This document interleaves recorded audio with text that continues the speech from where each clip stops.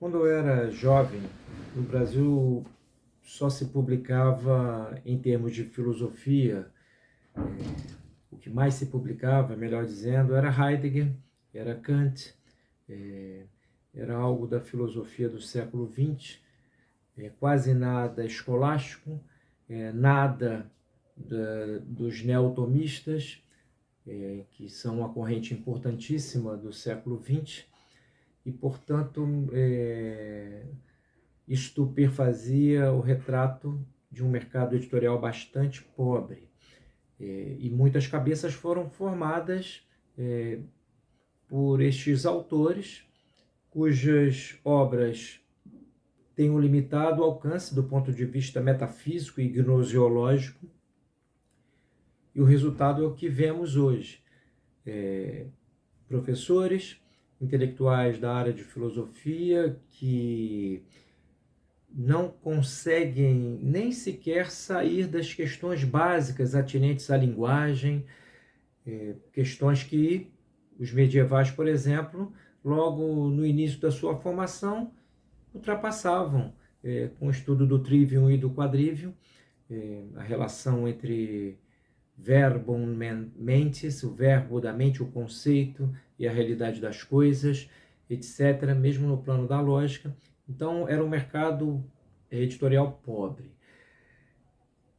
Publicava-se muito marxismo, tanto autores brasileiros como estrangeiros.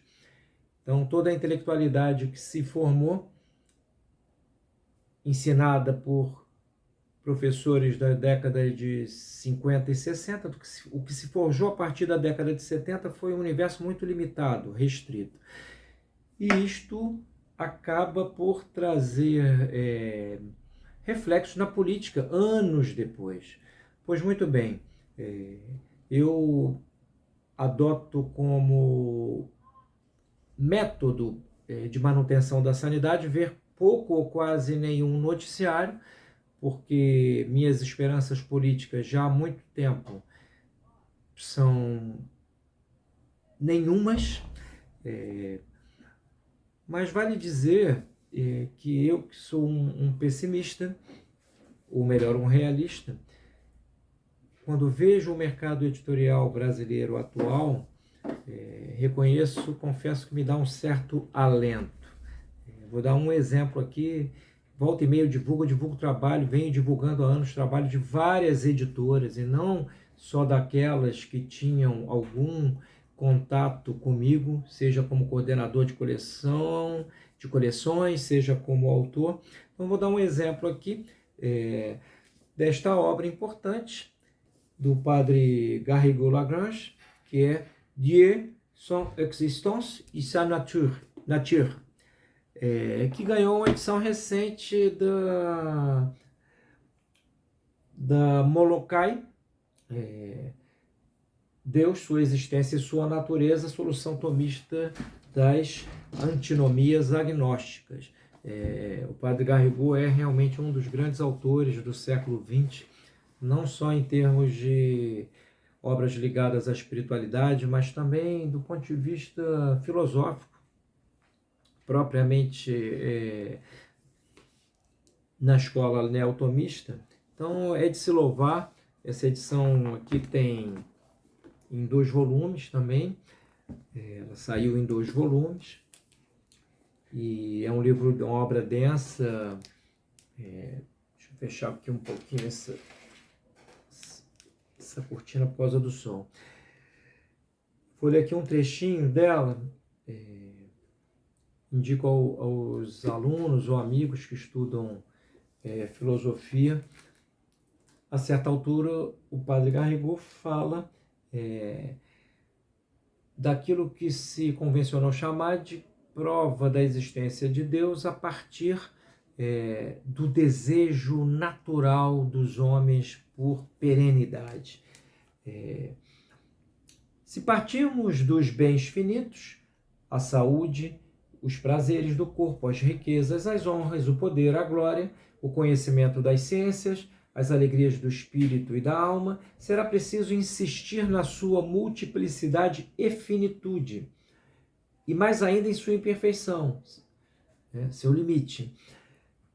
Como o múltiplo supõe o uno, o composto o simples, o imperfeito o perfeito, seremos levados a um bem supremo que é o bem mesmo, sem mescla de não bem ou de imperfeição. É mais uma vez a dialética da inteligência. Se partirmos do desejo natural que os bens finitos não conseguem satisfazer em nossa alma, insistiremos na inquietação que a alma sente enquanto não tiver encontrado um bem infinito ou um bem puro, sem mescla de potência. Inquietum est cor nostrum donec resquiescat in te domine, diz Santo Agostinho nas Confissões, no livro 1. Inquieto está o nosso coração enquanto não descansa em ti, Senhor. A alma insatisfeita tentará apegar-se a bens cada vez mais altos. É a dialética do amor. Basta a inquietação em nós despertada por essa dialética para provar a existência de um bem infinito? Sim e não.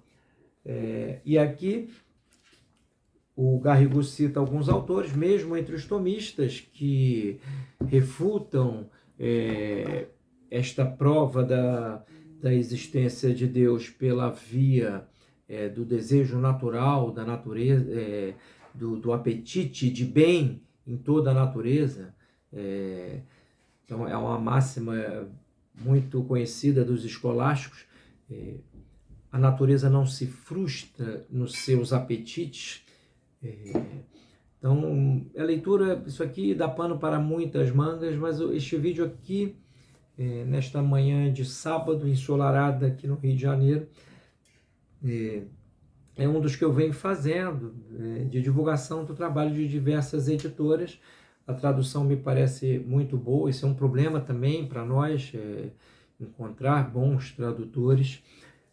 O Garrigou é um dos autores que está sendo aí revisitado por várias casas editoriais.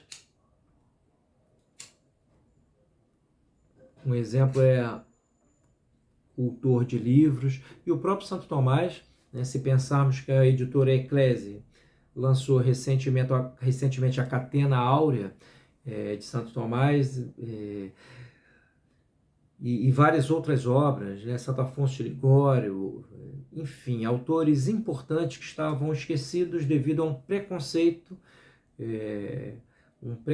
epistemológico de parte desse professorado de má formação que deformou 2 ou 3 gerações. Então, é de louvar iniciativas como esta aqui e outras, e é neste Brasil como que distante do mundo da política, quase que submerso em relação aos olhos da maioria, que eu acredito